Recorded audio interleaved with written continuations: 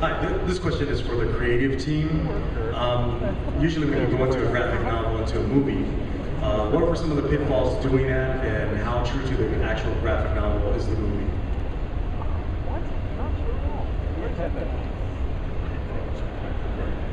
The pitfalls of an actor? There was none. They gave me money, man. I told you.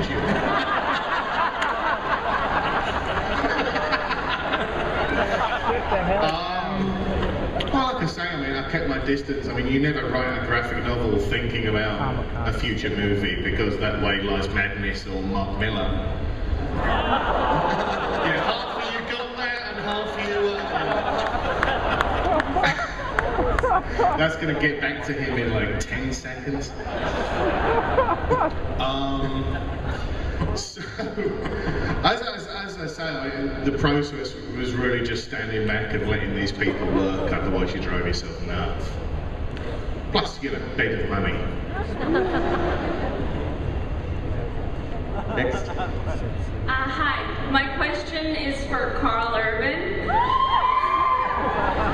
I was wondering how extensive your training was for the movie, and if you got injured at all. How extensive the training was for the film? Yeah, well, as I said before, it was, I guess the process for me was twofold. One was really kind of learning a bit about the world of the CIA, and we really had a wonderful a tutor in that. Bob Baer, who's wrote many books about his time in the CIA. And so he came and talked to Bruce and I about what that experience was like, and it really truly was mind-blowing. I mean, little tidbits to think like they can actually track you with a cell phone even when your cell phone is turned off. Yeah. It's quite phenomenal. So it really was quite a paradigm shift to find out what these guys actually do, and you know, he talked a lot about the old school CIA, which Bruce's character represents, and the new school of CIA, which my character represents, and you know, sort of the on-the-ground intelligence gathering that the old school inhabited, whereas you know, the new school, how they rely on more on technology.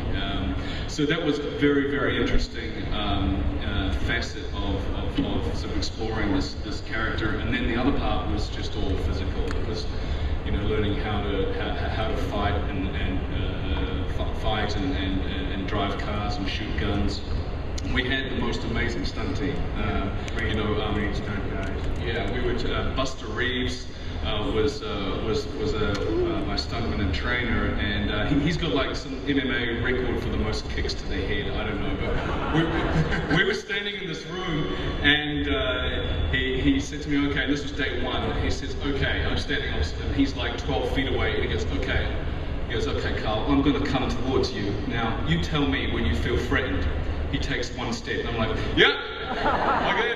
And he's like this. But and what they did actually, part of the process to let me know about what the end game was in this fight, was they actually got me in a chokehold and just about choked me out till I passed out. And so that was a lot of fun. Thanks for your question. Yeah.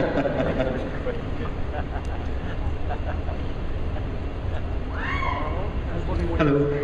I was wondering, with all the talent in the cast, if the director let anybody ad-lib, or even Bruce play the blues for everybody. Didn't play the blues. Tried as much as possible not to sing. I think everyone, and I'm not sure if you could call it improvisation, but all actors have to make the words fit in their mouth and make the words fit to how they say it and how you make it lifelike and make it look like what you're saying is just conversation that you're just thinking off the top of your head. And that process is not quite improvisation, and sometimes it was, but we really, I think more than any film I worked on in a decade, it stayed really close to the script and never changed the location and never changed what we were doing. It was always the same story from start to finish, and that seldom happens in Hollywood. Thank you. Or in Toronto. Thanks. Hi, this question is for Helen. Hi, Helen. Hey, how was the experience of making this film different than you thought it would be? Well, you know, I think it was kind of easier than I thought it would be. And of course it had all the complications and difficulties and long days and everything of any other movie, and the discomforts and so forth. But there was an ease to it that I think we all felt. There was a pleasure in doing it. And as Bruce says, it was a lot of fun. And I think that took me by surprise. I was really intimidated coming into it. I was really, shit scared, really. But because it was an unknown world to me, an unknown genre. So I guess the kind of comfort level, psychological comfort level of it took me by surprise. And it was great to have guns instead of words, Long speeches are like harder than shooting a gun off. Thank you very much. Thank you. This is going to be our last question too. I am the lucky middle-ager. This question is for any member of the cast. How was it working with Morgan Freeman? Because he seems so even-tempered, but also maybe simmering underneath.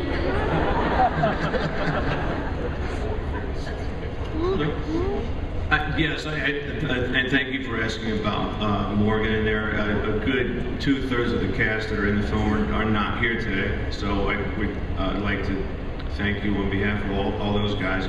I think everyone was on their best behavior on this film, and it was just not tense, untense. What's that word? Genre? Untense. I learned how to say the word genre today. Genre. Not tense and fun, and it was like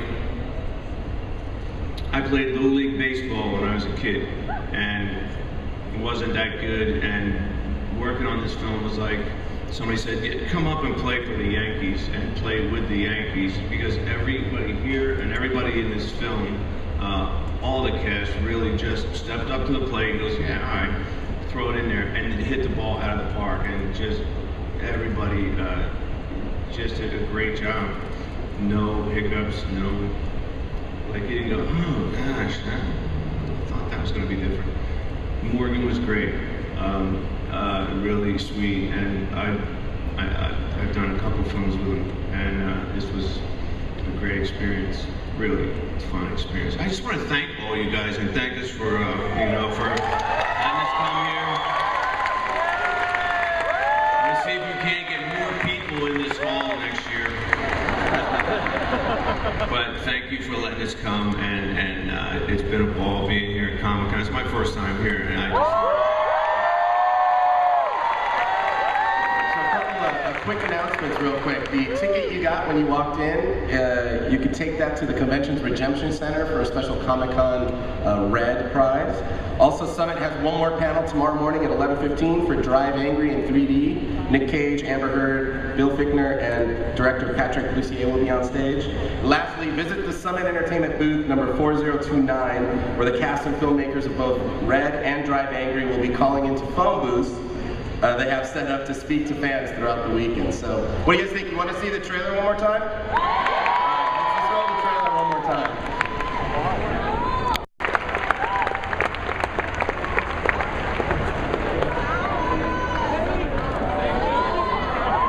Once again, ladies and gentlemen, let's hear it for our special guest panelists for Summit Entertainment's Red, based on the DC graphic novel, as well as our guest moderator, editor-in-chief of IGN Movies, Mr. Eric Morrow.